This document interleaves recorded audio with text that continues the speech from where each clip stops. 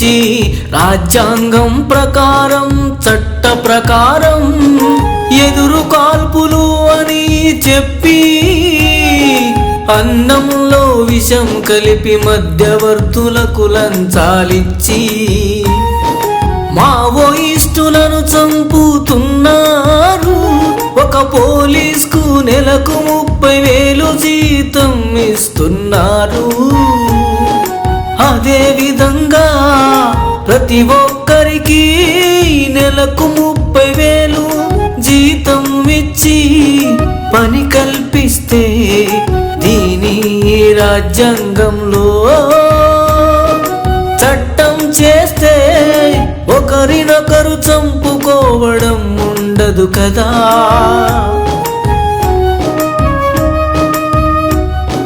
మావోయిస్టులకు 20 లక్షల రివార్డులిచ్చుడు, పోలీసులకు అవార్డులిచ్చుడు.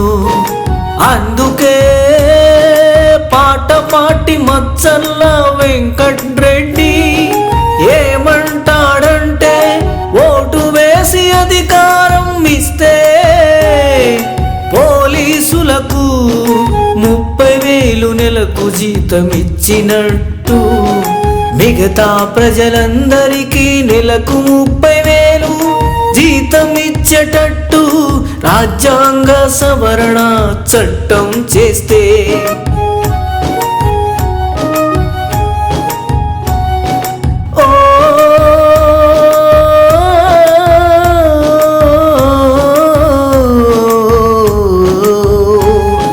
పార్లమెంటు ఈ నెలకు 30,000 జీతాన్ని ఎమెండ్మెంట్ చేస్తే చట్టం రూపంలో ప్రతి రాష్ట్రంలో అమలు చేస్తే దేశంలో అమలు చేస్తే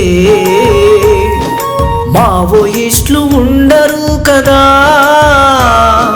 పని లేక పైసలేక రాజ్యాంగం మీద తిరుగుబాటుతో అధికారాన్ని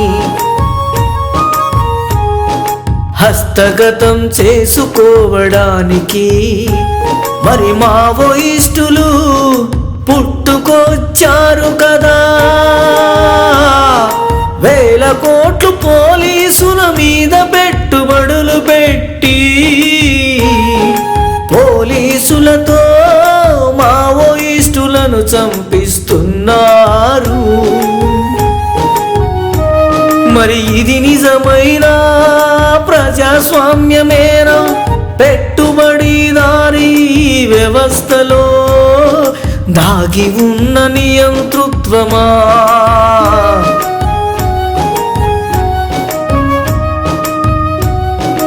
అర్థం కాక ప్రజలు చస్తున్నారు.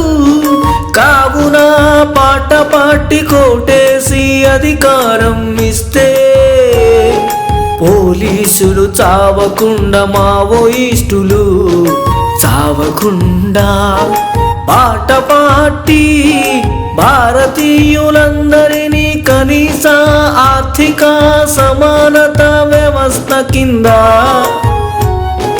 తీసుకొస్తుంది.